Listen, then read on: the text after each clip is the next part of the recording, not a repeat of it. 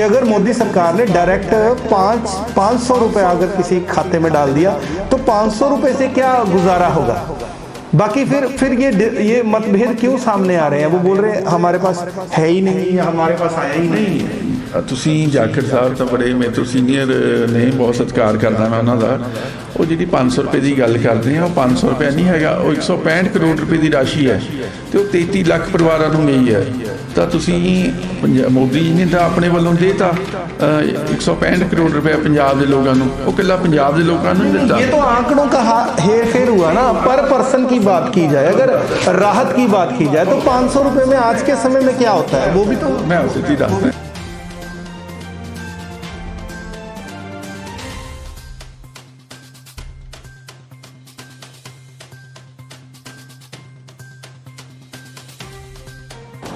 पंजाब में लगातार सियासी जंग जारी है। बात पैसों को लेकर भी है और राहत पैकेज को भी लेकर है कि आखिरकार मोदी गवर्नमेंट की तरफ से क्यों पंजाब गवर्नमेंट के साथ इस तरह का व्यवहार किया जा रहा है कि उनको पूरा पैसा नहीं दिया जा रहा। इस पूरे मामले की सच्चाई क्या है, इसके लिए हमारे साथ इस वक्त बात करने के लिए गुरतेज सिंह ढिल्लों जी मौजूद हैं। हम उन्हीं से बात करते हैं। स्वागत है जी आपका P7 न्यूज़। धन्यवाद जी। सब तो पहला तो सारे ਜਿਹੜੇ ਦਰਸ਼ਕ ਦੇਖ ਰਹੇ ਤੁਹਾਡੇ ਚੈਨਲ ਦੇ ਮਾਧਿਅਮ ਰਾਹੀਂ, ਤਾਂ ਉਹਨਾਂ ਨੂੰ ਸਭ ਤੋਂ ਪਹਿਲਾਂ ਤਾਂ ਉਹਨਾਂ ਨੂੰ ਕਹੂੰਗਾ ਕਿ ਸੋਸ਼ਲ ਡਿਸਟੈਂਸਿੰਗ, ਆਪਣਾ ਸਿਹਤ ਦਾ ਧਿਆਨ ਰੱਖਣ ਤੇ ਇੱਕ ਆਰੋਗਿਆ ਸੇਤੂ ਐਪ ਜੋ ਹੈ ਉਹ ਜ਼ਰੂਰ ਡਾਊਨਲੋਡ ਕਰਨ। ਆਰੋਗਿਆ ਸੇਤੂ ਐਪ ਜਿਹੜੀ ਹੈਗੀ ਹੈ ਉਹ ਇੱਕ ਤਰ੍ਹਾਂ ਦਾ ਤੁਹਾਡਾ ਬਾਡੀਗਾਰਡ ਹੈ ਤੇ ਜੋ ਤੁਹਾਨੂੰ ਆਉਣ ਵਾਲੇ ਸਮੇਂ 'ਚ ਕਿਸੇ ਤਰ੍ਹਾਂ ਦਾ ਕੋਈ ਤੁਹਾਡੇ ਸੰਪਰਕ 'ਚ ਜਾਂ ਤੁਹਾਡੇ ਨੇੜੇ ਤੇੜੇ ਕੋਈ ਕਰੋਨਾ ਦਾ ਪੋਜ਼ੀਟਿਵ ਕੇਸ ਆਉਂਦਾ ਜਾਂ ਅਪਡੇਟਸ ਆਉਂਦੀ, ਤੁਹਾਨੂੰ ਉਹਦੇ ਸਾਰੀ ਜਾਣਕਾਰੀ ਮਿਲਦੀ ਰਹੂਗੀ। ਤੇ ਜੇ ਤੁਹਾਡੇ ਨਜ਼ਦੀਕ ਕੋਈ ਕਰੋਨਾ ਦਾ ਪੇਸ਼ੈਂਟ ਆਊਗਾ ਤਾਂ ਉਹਦੇ 'ਚ ਅਲਾਰਮ ਵੀ ਵੱਜਦਾ। ਸੋ ਮੇਰੀ ਬੇਨਤੀ है कि सब तो पहला तो आह दो चीज़ों का आप ध्यान रखना। देखिए बात यही हो रही है, सरकार ऐप डाउनलोड करवा रही है, लोगों का ये आरोप है। पंजाब कांग्रेस ये कहती है कि बीजेपी सरकार ऐप डाउनलोड करवा रही है और सभी बातें लोगों को कह रहे हैं कि आप करो, लेकिन सरकार क्या कर रही है। क्या इसमें कोई फैक्ट्स है कि बीजेपी गवर्नमेंट के द्वारा जो पंजाब गवर्नमेंट है उसको कितना राहत फंड दिया गया है, और क्या जो आरोप बीजेपी लगातार ये लगा रही है कि क्या डिस्ट्रीब्यूशन सही नहीं हुआ, आपका इस पर क्या कहना, आंकड़े क्या कहते हैं प्लीज। देखो 23 मार्च ਤੋਂ ਜਦੋਂ लॉकडाउन ਹੋਇਆ ਹੈ, सब तो पहला तो 25 मार्च ਨੂੰ ਨੈਸ਼ਨਲ ਹੈਲਥ ਮਿਸ਼ਨ ਦੇ ਰਾਹੀਂ 40 ਕਰੋੜ 82 ਲੱਖ ਰੁਪਏ ਦੀ ਗ੍ਰਾਂਟ ਪੰਜਾਬ ਸਰਕਾਰ ਨੂੰ ਜਾਰੀ ਹੋਈ ਹੈ। ਮਤਲਬ ਇੱਕ ਦਿਨ ਛੱਡ ਕੇ 25 ਮਾਰਚ ਨੂੰ 40 ਕਰੋੜ 82 ਲੱਖ ਰੁਪਏ ਦੀ ਪਹਿਲੀ ਗ੍ਰਾਂਟ ਜਾਰੀ ਹੁੰਦੀ ਹੈ। ਉਸ ਤੋਂ ਬਾਅਦ 6 ਅਪ੍ਰੈਲ ਨੂੰ ਨੈਸ਼ਨਲ ਹੈਲਥ ਮਿਸ਼ਨ ਨੂੰ 71 ਕਰੋੜ 87 ਲੱਖ ਰੁਪਏ ਦੀ ਗ੍ਰਾਂਟ ਜਾਰੀ ਹੁੰਦੀ ਹੈ। ਤੇ ਉਸ ਤੋਂ ਬਾਅਦ ਕੁਝ ਦਿਨਾਂ ਬਾਅਦ ਨੈਸ਼ਨਲ ਡਿਜ਼ਾਸਟਰ ਰਿਲੀਫ ਫੰਡ ਦੇ ਤਹਿਤ ਪੰਜਾਬ ਨੂੰ 247 ਕਰੋੜ 50 ਲੱਖ ਰੁਪਇਆ ਉਹਦੀ ਰਾਸ਼ੀ ਪੰਜਾਬ ਸਰਕਾਰ ਨੂੰ ਜਾਰੀ ਹੁੰਦੀ ਹੈ। ਤੇ ਉਸ ਤੋਂ ਬਾਅਦ N95 ਮਾਸਕ 33,615, ਮੇਰੇ ਕੋਲ ਪੁਰਾਣੇ ਆંકੜੇ ਨੇ, ਹਲੇ ਲੇਟੈਸਟ ਨਹੀਂ ਪਤਾ ਵੀ ਇਨ ਬਿਟਵੀਨ ਹੋਰ ਕਿੰਨਾ ਸਮਾਨ ਆਇਆ ਹੋਵੇ। N95 ਮਾਸਕ ਜਿਹੜੇ ਹੈਗੇ ਨੇ 33,615 ਉਹ ਦਿੱਤੇ। PPE ਕਿਟਸ 4500 ਦਿੱਤੀਆਂ। ਹਾਈਡਰੋਆਕਸਾਈਡ ਦੀਆਂ ਟੈਬਲੇਟਸ ਜਿਹੜੀਆਂ ਡੋਨਲਡ ਟਰੰਪ ਰਾਸ਼ਟਰਪਤੀ ਜੀ ਨੇ ਮੰਗੀਆਂ ਸੀ, ਪੰਜਾਬ 'ਚ ਵੀ ਆਈਆਂ। 10,70,000 ਟੈਬਲੇਟਸ ਪੰਜਾਬ ਸਰਕਾਰ ਨੂੰ ਦਿੱਤੀਆਂ। ਫਿਰ GST ਦਾ ਜਿਹੜਾ ਬਕਾਇਆ ਸੀਗਾ, ਬਕਾਇਦਾ ਵਿੱਤ ਮੰਤਰੀ ਪੰਜਾਬ ਨੇ ਧੰਨਵਾਦ ਵੀ ਕੀਤਾ ਨਿਰਮਲਾ ਸੀਤਾਰਮਨ ਜੀ ਦਾ, 1237 ਕਰੋੜ ਰੁਪਇਆ ਉਹ ਜਾਰੀ ਕੀਤਾ ਪੰਜਾਬ ਸਰਕਾਰ ਨੂੰ। ਤੇ ਉਸ ਤੋਂ ਬਾਅਦ 15th ਪਲੈਨਿੰਗ ਕਮਿਸ਼ਨ ਜਿਹੜਾ ਹੈਗਾ ਉਹਦੇ ਤਹਿਤ 638 ਕਰੋੜ ਰੁਪਏ ਦੀ ਰਾਸ਼ੀ ਪੰਜਾਬ ਸਰਕਾਰ ਨੂੰ ਉਹ ਜਾਰੀ ਕੀਤੀ। ਉਸ ਤੋਂ ਅੱਗੇ ਪੰਜਾਬ 'ਚ 33 ਲੱਖ ਪਰਿਵਾਰ ਨੇ ਜਿਹੜੇ 33 ਲੱਖ ਬੈਂਕਾਂ 'ਚ ਖਾਤੇ ਨੇ ਪਰਿਵਾਰਾਂ ਦੇ, ਜਨਧਨ ਯੋਜਨਾ ਦੇ ਇਹਨਾਂ ਦੇ ਹੈਗਾ 33 ਲੱਖ ਪਰਿਵਾਰਾਂ ਦੇ ਘਰ ਅਕਾਊਂਟਾਂ 'ਚ ਆਨਲਾਈਨ ਟ੍ਰਾਂਜੈਕਸ਼ਨ ਕੀਤੀ। ਤਕਰੀਬਨ ਉਹਦਾ ਬਣਦਾ 165 ਕਰੋੜ ਰੁਪਇਆ, ਜਿਹੜਾ 500 ਰੁਪਇਆ ਮੋਦੀ ਨੇ ਜਨਧਨ ਯੋਜਨਾ ਤਹਿਤ ਮਹਿਲਾਵਾਂ ਦੇ ਖਾਤੇ 'ਚ ਪਾਇਆ। ਉਸ ਤੋਂ ਅੱਗੇ ਸੁਣ ਲਓ, ਜਿਹੜੇ ਜ਼ਿਮੀਂਦਾਰ ਭਰਾ ਸਾਡੇ ਹੈਗੇ ਪੰਜਾਬ 'ਚ 18,25,000 ਉਹਨਾਂ ਦੀ ਸੰਖਿਆ ਹੈਗੀ ਹੈ। ਲਗਭਗ 364 ਕਰੋੜ ਰੁਪਇਆ 2,000 ਰੁਪਏ ਦੀ ਕਿਸ਼ਤ ਸੀ ਐਡਵਾਂਸ, ਜਿਹੜੀਆਂ ਸਾਲ ਦੀਆਂ 3 ਕਿਸ਼ਤਾਂ 'ਚ ਆਉਂਦਾ, ਲੇਕਿਨ ਐਡਵਾਂਸ ਕਿਸ਼ਤ ਪਾ ਕੇ 364 ਕਰੋੜ ਰੁਪਏ ਜ਼ਿਮੀਂਦਾਰਾਂ ਦੇ ਖਾਤੇ 'ਚ ਪਾਇਆ। ਸੋ ਉਸ ਤੋਂ ਵੀ ਅੱਗੇ ਜੇ ਸੁਣਨਾ ਚਾਹੁੰਦੇ ਹੋ ਤੁਸੀਂ, 3.5 ਲੱਖ ਪਰਿਵਾਰ ਨੇ ਜਿਹੜੇ ਉਜਵਲਾ ਸਕੀਮ ਦੇ ਤਹਿਤ ਲੋਕਾਂ ਨੂੰ ਗੈਸ ਸਿਲੰਡਰਸ ਮੋਦੀ ਜੀ ਨੇ ਦਿੱਤੇ ਨੇ। ਉਹਦੇ ਤਹਿਤ 3 ਮਹੀਨੇ ਲਈ ਫ੍ਰੀ ਸਿਲੰਡਰ, ਪਹਿਲਾਂ ਨਹੀਂ ਮਿਲਦਾ ਹੁੰਦਾ ਸੀ ਫ੍ਰੀ ਸਿਲੰਡਰ, ਪਹਿਲਾਂ ਉਹਦੇ ਸਬਸਿਡੀ ਸੀਗੀ। 3.5 ਲੱਖ ਪਰਿਵਾਰਾਂ ਨੂੰ ਫ੍ਰੀ ਸਿਲੰਡਰ ਮਿਲੂਗਾ ਅਗਲੇ 3 ਮਹੀਨਿਆਂ ਲਈ, ਉਹ ਦਿੱਤਾ। ਉਸ ਤੋਂ ਬਾਅਦ 1 ਕਰੋੜ 42 ਲੱਖ ਲੋਕਾਂ ਲਈ, ਜਦੋਂ ਅਸੀਂ ਪਿੱਛੇ ਤੁਸੀਂ ਵੀ ਦੇਖਿਆ ਚੈਨਲ 'ਤੇ ਸਾਰੇ, ਤੁਸੀਂ ਵੀ ਉਦੋਂ ਆਏ ਸੀ, ਤਾਂ 1 ਕਰੋੜ 42 ਲੱਖ ਪਰਿਵਾਰਾਂ ਲਈ ਮੈਂ ਕੱਲ੍ਹ ਪਤਾ ਕੀਤਾ ਹੈ, ਉਹ ਹੁਣ ਪ੍ਰੋਸੈਸ ਸ਼ੁਰੂ ਹੋਇਆ ਕਿ ਜਿਹੜੇ 1 ਕਰੋੜ 42 ਲੱਖ ਪਰਿਵਾਰਾਂ ਲਈ ਮੋਦੀ ਨੇ 5 ਕਿਲੋ ਕਣਕ ਪਰ ਪਰਸਨ ਅਤੇ 1 ਕਿਲੋ ਦਾਲ ਪਰ ਪਰਸਨ, ਹਾਂਜੀ, ਅਤੇ ਆਹ ਅਗਲੇ 3 ਮਹੀਨੇ ਲਈ 1 ਕਰੋੜ 42 ਲੱਖ ਪਰਿਵਾਰਾਂ ਨੂੰ ਦੇਣੀ है। ਹੁਣ ਇਹਦਾ ਵਿਤਰਨ शुरू हो रहा है ਇਹਦਾ। नहीं, वो वितरण जो है वो किसकी तरफ से शुरू हो रहा है? बीजेपी की तरफ से आ गई है दाल या फिर कांग्रेस उसको? देखो ਇਹਦੇ ਤੁਸੀਂ ਇੱਥੇ DFSC ਹੈਗੇ ਨੇ ਸਾਡੇ, ਜਾਂ ਫੂਡ ਸਪਲਾਈ ਮਿਨਿਸਟਰ ਆਸ਼ੂ ਜੀ ਹੈਗੇ, ਤੁਸੀਂ ਉਹਨਾਂ ਤੋਂ ਵੀ ਜਾਣਕਾਰੀ ਲੈ ਲਓ, ਅਫਸਰਾਂ ਤੋਂ ਵੀ ਲੈ ਲਓ। ਸਾਰੀ ਟ੍ਰਾਂਜੈਕਸ਼ਨ ਪੰਜਾਬ सरकार ਨੂੰ ਜਿਹੜੀਆਂ ਗੱਲਾਂ ਮੈਂ ਦੱਸ ਰਿਹਾ ਹੋ ਚੁੱਕੀ है, कोई गल हवा नहीं। हम एक बात जानना चाहते हैं। आपने ये बताया कि लाखों करोड़ों की जो फिलहाल ट्रांजैक्शन है सेंट्रल गवर्नमेंट की तरफ से यहाँ पर आ चुकी है, लेकिन सवाल यही है कि क्या फिर कैप्टन अमरिंदर बार बार ये क्यों कहते हुए नज़र आते हैं कि हमें कुछ नहीं मिला, हमारे पास आया नहीं है? अगर ये सारी, अगर जैसे आप डिजास्टर मैनेजमेंट के बारे में बता रहे हैं, उज्ज्वला स्कीम के बारे में बता रहे हैं, या फिर वो भैया जाखड़ जी भी यही बात कहते नज़र आते हैं कि अगर मोदी सरकार ने डायरेक्ट 500 रुपये अगर किसी खाते में डाल दिया तो 500 रुपये से क्या गुजारा होगा? बाकी फिर ये मतभेद क्यों सामने आ रहे हैं? वो बोल रहे हैं हमारे पास है ही नहीं, या हमारे पास आया ही नहीं। ਤੁਸੀਂ ਜਾਖੜ ਸਾਹਿਬ ਤਾਂ ਬੜੇ ਮੇਰੇ ਤੋਂ ਸੀਨੀਅਰ ਨੇ, ਬਹੁਤ ਸਤਿਕਾਰ ਕਰਦਾ ਮੈਂ ਉਹਨਾਂ ਦਾ। ਉਹ ਜਿਹੜੀ 500 ਰੁਪਏ ਦੀ ਗੱਲ ਕਰਦੇ ਆ, ਉਹ 500 ਰੁਪਏ ਨਹੀਂ ਹੈਗਾ, ਉਹ 165 ਕਰੋੜ ਰੁਪਏ ਦੀ ਰਾਸ਼ੀ ਹੈ, ਅਤੇ ਉਹ 33 ਲੱਖ ਪਰਿਵਾਰਾਂ ਨੂੰ ਗਈ ਹੈ। ਤਾਂ ਤੁਸੀਂ ਮੋਦੀ ਜੀ ਨੇ ਤਾਂ ਆਪਣੇ ਵੱਲੋਂ ਦੇਤਾ 165 करोड़ रुपया पंजाब के लोगों को, वो कला पंजाब के लोगों ने दिता। ये तो आंकड़ों का हेर फेर हुआ ना। पर पर्सन की बात की जाए, अगर राहत की बात की जाए तो 500 रुपये में आज के समय में क्या होता है, वो भी तो मैं उसे ही दसदा, तो हकीकत है, उसे ही दसदा मैं। जिहड़ा देखो जिहड़ी सरकारां हुंदियां ने उन्होंने पूरा देश देखना है। मोदी ने कला, मैं उधर भी तुहानूं कहा सी, मोदी ने सारे सूबे देखने ने भी कित्थे कित्थे किन्नी किन्नी लोड़ है, तो जिन्ना मैक्सीमम साडी सरकार पूरे हिंदुस्तान गरीब लोगों की सहायता कर सकती है, वो कर रही है। तो जिहड़ा 500 रुपये की गल करदे आ तुसीं, जे किसी नूं कणक मिल जूगी, दाल मिल जूगी, तो 500 रुपये मिल जूगा, तो वो सिलेंडर्स मिल रहे हैं, कुछ तो राहत मिलती है। नहीं, ये तो पहले भी था। जो जिस कणक की आप बात कर रहे हैं, जिस गेहूं की आप बात कर रहे हैं, पंजाब गवर्नमेंट ने, जब वो मोदी गवर्नमेंट ने अनाउंस किया था, उससे पहले जो उनके खाते की गेहूं थी वो उनको बांट दी थी गरीब परिवारों में। जो नीला कार्ड धारक लोग हैं पंजाब के अंदर, उनको पहले ही बांट दी थी। लेकिन यहाँ पर मुद्दा वो भी तो है कि आखिरकार जो मजदूर हैं, गरीब हैं, वो कहाँ पर जाएंगे? उनके लिए गवर्नमेंट ने क्या, देखिए वाहवाही करनी एक अलग बात होती है, लेकिन सार्थक जो काम है उसको आप कहाँ तक मानते हैं कि मोदी गवर्नमेंट जो है वो कितना कामयाब हो पा रही है कि लोगों तक ये राहत पहुँच सके, उन गरीब लोगों तक पहुँच सके? देखो जी तुसी गल की है कि भी 500 रुपये नाल की बनना है, या जिहड़ा फूड के तहत जिहड़े आटा पहले ही मिल रहा है, वो उन्होंने मिल रहा सी जिहड़े लोगों को नीले कार्ड बने हुए सीगे। इत्थे मैं तुहानूं करैक्ट करना चाहुंदा कि अज तक इतिहास च कदे 1 करोड़ 42 लाख लोगों के इन्ने लोगों के इत्थे परिवार जिहड़े हैगे ने आबादी के हिसाब से, उस हिसाब से इन्ने इत्थे नीले कार्ड नहीं बने हुए जिन्ना मोदी ने आह कणक ते दाल वास्ते पैकेज दिता है। वो आई नहीं दिता कि आह नीले कार्डां वास्ते हैगा। अज सवेरे भी मैं किसी अफसर नाल गल कर रहा सी, जानकारी ले रहा सी, वो कहंदे जी असीं कार्डां दा वितरण जिहड़े नीले कार्ड बने हुए सिर्फ उन्होंने दे रहे हैं जिहड़ी सेंटर की स्कीम च मोदी ने 1 करोड़ 42 लाख लोगों को दिता है। थोड़े तो बाद मैं DFSC पटियाला नाल भी गल करनी है, तो उत्थे चंडीगढ़ भी करूँगा डायरैक्टर नाल, लोड़ पे चेयरमैन नाल या मंत्री जी नाल भी करांगे गल कि जिहड़ा मोदी ने 1 करोड़ 42 लाख परिवारों लिए भेजी है, जो पैकेज उन्होंने कणक ते दाल का भेजा, वो नीले कार्डां तो असीं कह रहे हैं नीले कार्डां भी दिओ, लेकिन जिहड़े बाकी दे जिहड़े लोड़वंद है उन्होंने भी दिओ। इस चीज़ च गल्लां दा हेर फेर नहीं होना चाहिए कि असीं जिहड़े हुण कांग्रेस वालियां ने किन्ने कार्ड तां कट्टते पंजाब च, ਤੁਸੀਂ ਵੀ ਦੇਖਿਆ ਹੋਣਾ ਚੈਨਲਸ ਤੇ ਮੀਡੀਆ 'ਚ ਵੀ, ਪ੍ਰਿੰਟ ਮੀਡੀਆ 'ਚ ਵੀ ਛਪਿਆ ਹੈ। ਲੋਕਾਂ ਨੇ ਵਿਰੋਧ ਵੀ ਕੀਤਾ ਵੀ ਜਿਨ੍ਹਾਂ ਨੂੰ ਵਾਕਈ ਲੋੜ ਸੀ ਉਹਨਾਂ ਦੇ ਵੀ ਕਾਰਡ ਕੱਟਤੇ। ਲੇਕਿਨ ਮੋਦੀ ਜੀ ਨੇ ਆਹ 1 ਕਰੋੜ 42 ਲੱਖ ਲੋਕਾਂ ਲਈ ਭੇਜਿਆ। ਇਹਦਾ ਸਹੀ ਵਿਤਰਨ ਹੋਣਾ ਚਾਹੀਦਾ।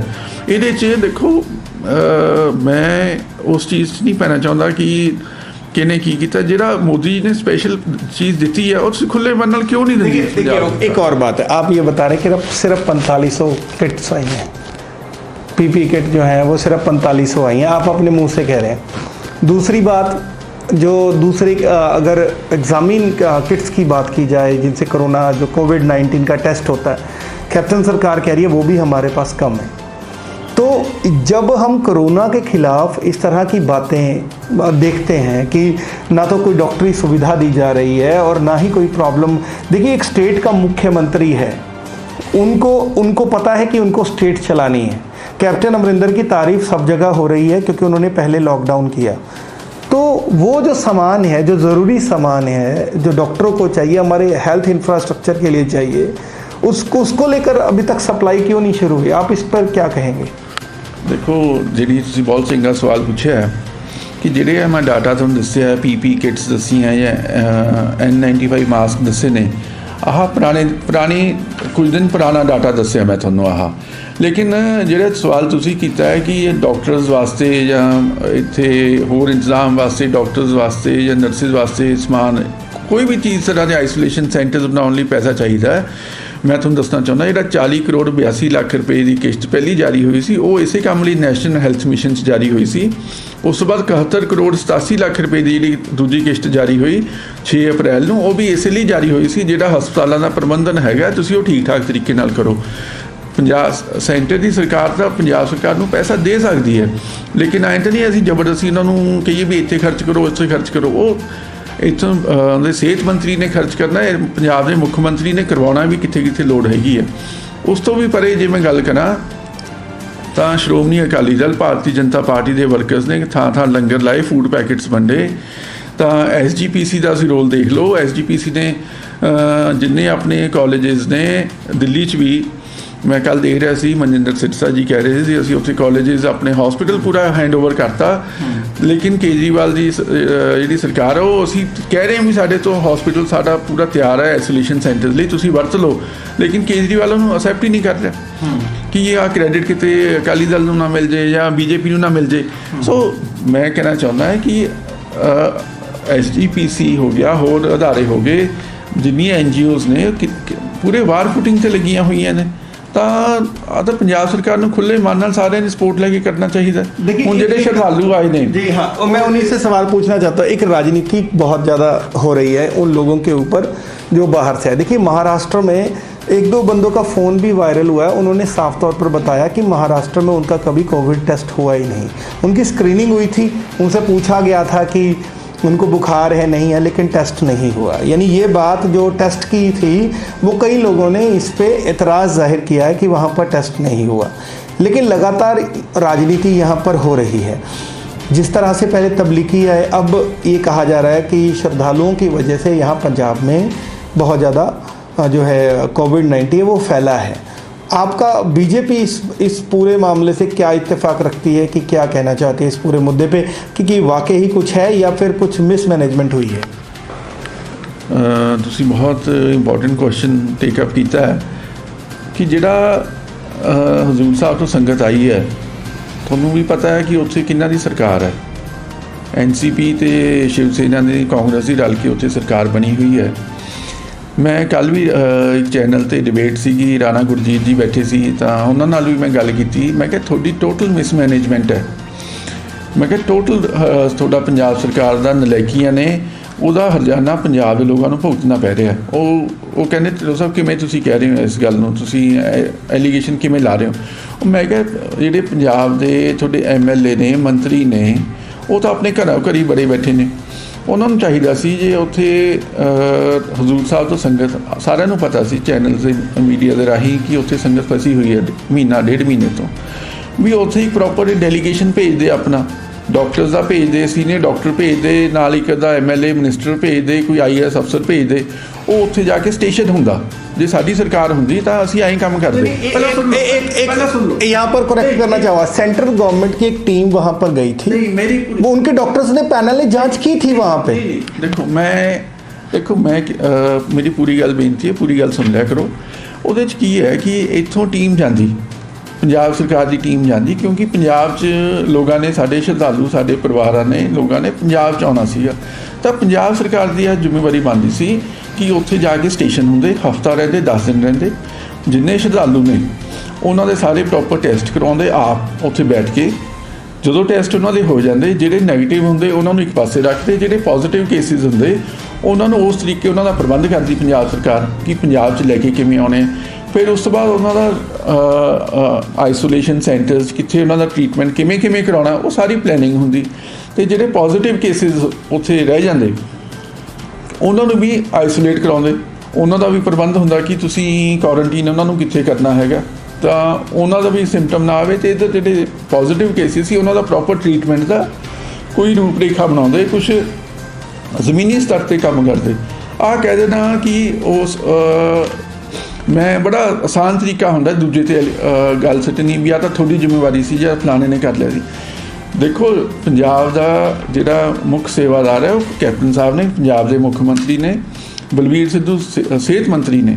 ਮੈਂ ਤੁਹਾਨੂੰ ਯਾਦ ਦਿਵਾਉਣਾ ਚਾਹੁੰਦਾ ਕਿ ਜਦੋਂ ਕੈਪਟਨ ਸਾਹਿਬ ਨੇ ਆਲ ਪਾਰਟੀ ਮੀਟਿੰਗ ਬੁਲਾਈ ਸੀ ਤਾਂ ਬੀਜੇਪੀ ਨੇ, ਅਕਾਲੀ ਦਲ ਨੇ, ਸਾਰੀ ਪਾਰਟੀਆਂ ਨੇ ਪੰਜਾਬ ਦੀਆਂ ਨੇ ਕੈਪਟਨ ਸਾਹਿਬ ਨੂੰ ਆਪਣਾ ਲੀਡਰ ਮੰਨਿਆ ਸੀ ਵੀ ਤੁਸੀਂ ਪੰਜਾਬ ਦੇ ਮੁਖੀ ਹੋ, ਅਸੀਂ ਤੁਹਾਡੇ ਨਾਲ ਹੈ, जिथे साढ़े सहयोग की लोड़ है तुसी जो कहोगे असी थोड़े नाल हैं। मतलब यहाँ पर हमें एक बात कहना चाहते हैं, जैसे आप कह रहे हैं कि आपको पता होगा कि जब श्रद्धालु वहाँ पर फंसे हुए थे तो सेंट्रल गवर्नमेंट की परमिशन के बाद ही एक स्टेट से दूसरी स्टेट में जाया जा सकता है।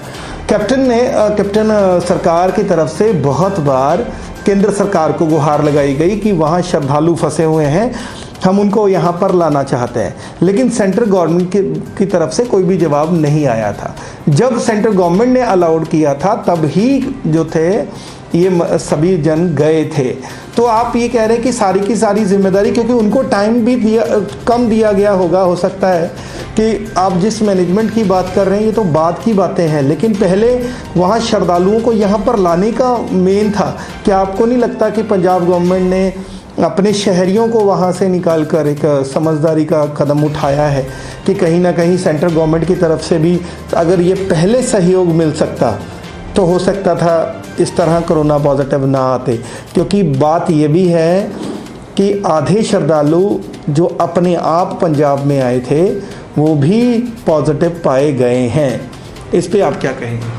देखो तुसी ਜਿਹੜੀ ਗੱਲ ਕੀਤੀ ਕਿ ਸੈਂਟਰ ਨੇ ਪਰਮਿਸ਼ਨ ਮੰਗੀ ਸੀ, ਪੰਜਾਬ ਸਰਕਾਰ ਨੇ ਉਹਨਾਂ ਨੂੰ ਲਿਖਿਆ ਸੀ, ਬਿਲਕੁਲ ਲਿਖਿਆ ਸੀ, ਬੀਜੇਪੀ ਨੇ ਵੀ ਲਿਖਿਆ ਸੀ, ਸਾਡੀ ਪੰਜਾਬ ਦੇ ਅਧਿਕਸ਼ ਉਹਨਾਂ ਨੇ ਵੀ ਲਿਖਿਆ ਸੀ, ਸੁਖਬੀਰ ਸਿੰਘ ਬਾਦਲ ਜੀ ਨੇ ਵੀ ਲਿਖਿਆ ਸੀ ਵੀ ਉੱਥੋਂ ਸ਼ਰਧਾਲੂ ਆਉਣੇ ਚਾਹੀਦੇ। ਹਰਸਿਮਰਤ ਬਾਦਲ ਜੀ ਵੀ ਪੈਰਵਾਈ ਕਰ ਰਹੇ ਸੀਗੇ। ਲੇਕਿਨ ਇਹਦਾ ਮਤਲਬ ਇਹ ਨਹੀਂ ਹੁੰਦਾ ਕਿ ਜੇ ਤੁਸੀਂ ਕਿਸੇ ਚੀਜ਼ ਦਾ ਅਰੇਂਜ ਕਰਕੇ ਆਪਣੇ ਲੋਕਾਂ ਨੂੰ ਵਾਪਸ ਲੈ ਕੇ ਆਉਣਾ ਹੈ ਜਾਂ ਤੁਸੀਂ ਆ ਰਿਸਪੋਂਸੀਬਿਲਿਟੀ ਉਸ ਜਿਵੇਂ ਹੁਣ ਅੱਜ ਸਵੇਰੇ ਮੈਂ ਪੜ੍ਹ ਰਿਹਾ ਸੀਗਾ ਕਿ ਤਕਰੀਬਨ 2000 ਲੋਕ ਨੇ ਜਿਹੜੇ 2200 ਲੋਕ ਨੇ ਜਿਹੜੇ ਵਿਦੇਸ਼ਾਂ 'ਚ ਭਾਰਤੀ ਫਸੇ ਹੋਏ ਨੇ। ਮੈਂ ਲਿੰਕ ਤੁਹਾਨੂੰ ਲਿੰਕ ਰਿਲੇਟ ਕਰਕੇ ਦੱਸ ਰਿਹਾ ਕਿ ਜਿਹੜੇ ਲੋਕ ਉੱਥੇ ਫਸੇ ਹੋਏ ਨੇ ਵੀ ਉਹਨਾਂ ਦਾ ਲੈ ਕੇ ਆਉਣ ਦਾ ਪ੍ਰਬੰਧ ਪੰਜਾਬ ਹਿੰਦੁਸਤਾਨ ਦੀ ਸਰਕਾਰ ਕਰ ਰਹੀ ਹੈ।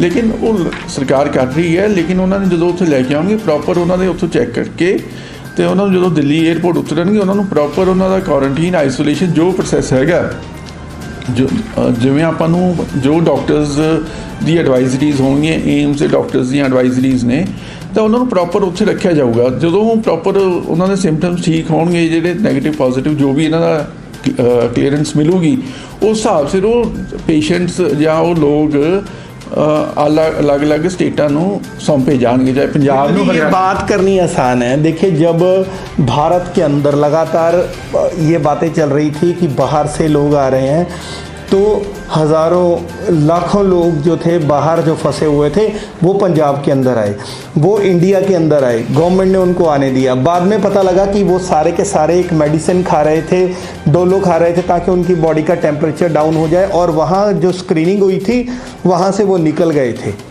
ये भी तो फेलियर है सेंट्रल गवर्नमेंट का कि उन लोगों को यहाँ पर आने दिया गया जैसे आप कह रहे हैं। तो पंजाब गवर्नमेंट ने भी तो अपना फर्ज निभाया, आपको ये नहीं लगता? देखो ਤੁਸੀਂ ਨਾ ਪਤਾ ਨਹੀਂ ਕਿਉਂ ਕੈਪਟਨ ਸਾਹਿਬ ਦੀ ਪੰਜਾਬ ਸਰਕਾਰ ਦੀ ਜ਼ਿਆਦਾ ਹੀ ਤਾਰੀਫ ਕਰੀ ਜਾਂਦੇ ਹੋ, ਮੈਨੂੰ ਮੇਰੀ ਸਮਝ ਤੋਂ ਬਾਹਰ ਹੈ। ਲੇਕਿਨ ਜਿਹੜੇ ਲੋਕ ਡੋਲੋ ਖਾ ਕੇ ਆਏ ਨੇ ਜਾਂ ਹੋਰ ਚੀਜ਼ਾਂ ਉਹਨਾਂ ਨੇ ਮੈਡੀਸਿਨ ਲਿੱਤੀਆਂ ਹੋਣਗੀਆਂ ਟੈਂਪਰੇਚਰ ਡਾਊਨ ਕਰਨ ਲਈ, ਮੈਂ ਦੱਸਣਾ ਚਾਹੁੰਦਾ ਕਿ ਉਹਦੇ ਕਿਸੇ ਵੀ ਸਰਕਾਰ ਦੀ, ਚਾਹੇ ਉਹ ਪੰਜਾਬ ਸਰਕਾਰ ਹੋਵੇ, ਚਾਹੇ ਉਹ ਸੈਂਟਰ ਦੀ ਹੋਵੇ ਜਾਂ ਕਿਸੇ ਵੀ ਸਟੇਟ ਦੀ ਸਰਕਾਰ ਹੋਵੇ, ਉਹ ਲੋਕਾਂ ਨੇ ਇੱਕ ਤਰ੍ਹਾਂ ਦਾ ਆਪਣੇ ਆਪ ਨਹੀਂ ਧੋਖਾ ਦਿੱਤਾ। ਉਹਨਾਂ ਨੇ ਸਰਕਾਰ ਨੂੰ ਤਾਂ ਦਿੱਤਾ ਹੀ ਦਿੱਤਾ, ਆਪਣੇ ਪਰਿਵਾਰਾਂ ਨੂੰ, ਆਪਣੇ ਬੱਚਿਆਂ ਨੂੰ, ਸਾਰਿਆਂ ਨੂੰ ਧੋਖਾ ਦਿੱਤਾ। ਤਾਂ ਕਈ ਪੇਸ਼ੈਂਟਸ ਐਸੇ ਵੀ ਸੀਗੇ ਜਿਹੜੇ ਉੱਥੇ ਗੁੜਗਾਉਂ ਆਈਸੋਲੇਟ ਹੋਏ ਨੇ। महाराष्ट्र की स्थिति देखिए, वहाँ पर 4000 के करीब पेशेंट्स, 10,000 के करीब होने वाले हैं। दिल्ली में 4000 प्लस हो गए हैं। हरियाणा के अंदर भी बहुत सारे पेशेंट हैं।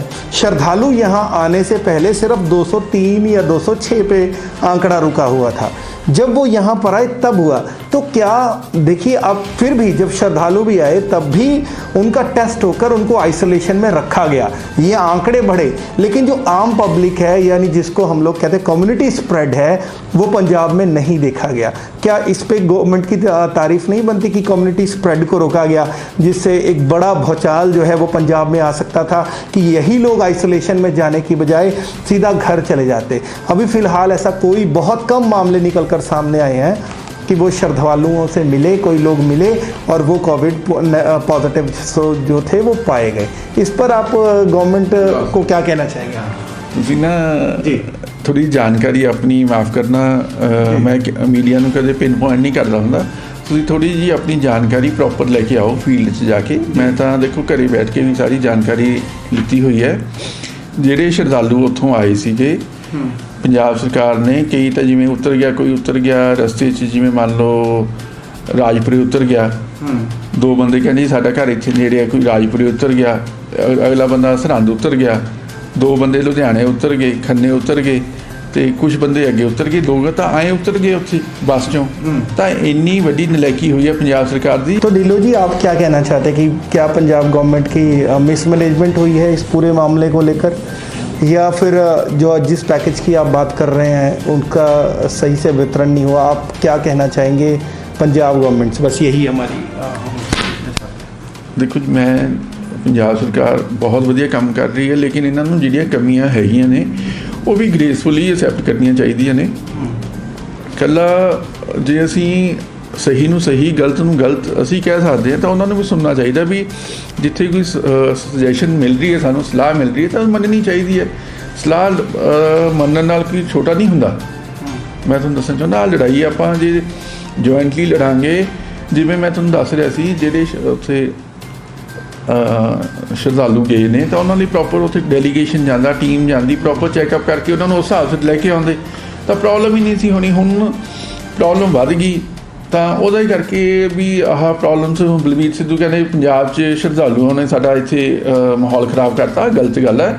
ਤਾਂ ਕੱਲ੍ਹ ਸਾਡੀ ਕੋਰ ਕਮੇਟੀ ਦੀ ਵੀ ਮੀਟਿੰਗ ਹੋਈ ਹੈ ਪੰਜਾਬ ਅਧਿਕਸ਼ ਅਸ਼ਵਨੀ ਸ਼ਰਮਾ ਜੀ ਅਤੇ ਸਾਰਿਆਂ ਦੀ, ਤਾਂ ਉਹਦੇ 'ਚ ਅਸੀਂ ਜਿਹੜੇ ਮਤੇ ਪਾਸ ਹੋਏ ਨੇ, ਮੈਂ ਉਹਦਾ ਵੀ ਮੀਡੀਆ ਦੇ ਰਾਹੀਂ ਤੁਹਾਨੂੰ ਦੱਸਣਾ ਚਾਹੁੰਦਾ ਕਿ ਤੁਰੰਤ ਬਲਬੀਰ ਸਿੱਧੂ ਨੂੰ ਅਸਤੀਫਾ ਦੇਣਾ ਚਾਹੀਦਾ। ਇਹਨੇ ਥਾਂ 'ਤੇ ਕੋਈ ਕਾਬਲ, ਜਿਹੜੇ ਬਲਬੀਰ ਸਿੱਧੂ ਦੀ ਥਾਂ 'ਤੇ ਕੋਈ ਕਾਬਲ ਸਿਹਤ ਮੰਤਰੀ ਹੋਣ, ਉਹ ਜਾ ਕੇ ਗਰਾਊਂਡ 'ਤੇ ਦੇਖਣ ਜਾ ਕੇ कि थल्ले काम किमें हो रहा है, कल्ले उत्थे चंडीगढ़ बैठ के नहीं गल बननी है। तो बात साफ ही है, सब कह रहे हैं कि हम राजनीति नहीं कर रहे, लेकिन कहीं ना कहीं ऐसे मुद्दे सामने आ रहे हैं जिसके ऊपर राजनीति हो रही है।